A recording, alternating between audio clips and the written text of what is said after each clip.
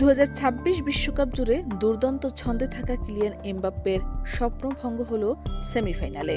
ডালাসে স্পেনের কাছে 2-0 গোলে হেরে বিশ্বকাপ থেকে বিদায় নিয়েছে ফ্রান্স। আর ফ্রান্সকে থামিয়ে 16 বছর পর ফাইনালে স্পেন। শেষ বাঁশি বাজতে কান্না ভেজা চোখে নিজের জার্সি দিয়ে মুখ ঢেকে মাঠ ছাড়েন ফরাসি অধিনায়ক। টুর্নামেন্ট জুড়ে যিনি ছিলেন ফ্রান্সের সবচেয়ে বড় ভরসা, বিদায়ের মুহূর্তে সেই এমবাপ্পের আবেগ ছুঁয়ে যায় সমর্থকদের।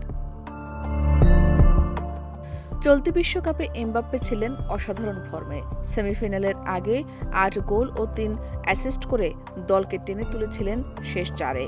তবে স্পেনের সংগঠিত রক্ষণ ও কৌশলী ফুটবলের সামনে তিনি ছিলেন অনেকটাই নিষ্প্রভ। পুরো ম্যাচ জুড়ে স্প্যানিশ ডিফেন্ডারদের কড়া মার্কিংয়ে নিজের স্বাভাবিক খেলাটা খেলতে পারেননি এই তারকা। ম্যাচের 22 মিনিটে পেনাল্টি থেকে মিকেল ওয়াইয়ারসাবাল স্পেনকে এগিয়ে দেন। এরপর 58 মিনিটে পেদ্রো পোরোর দুর্দান্ত শটে ব্যবধান দ্বিগুণ হয়। 2 গোলে পিছিয়ে পড়ার পরও ফ্রান্স আর ম্যাচে ফিরতে পারেনি। উসমান দেম্বেলে ও মাইকেল অলিসেরাও আক্রমণে কার্যকর ভূমিকা রাখতে ব্যর্থ হন। অন্যদিকে মাঝমাঠে রোদ্রি ও ফাবিয়ান রুইজের দাপটে পুরো ম্যাচ নিয়ন্ত্রণে রাখে স্পেন।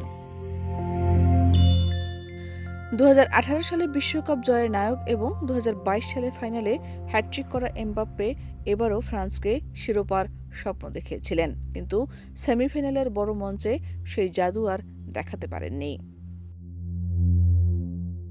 এই হারের মাধ্যমে স্পেনের বিপক্ষে টানা 3টি বড় টুর্নামেন্টের নকআউট ম্যাচে হারল ফ্রান্স।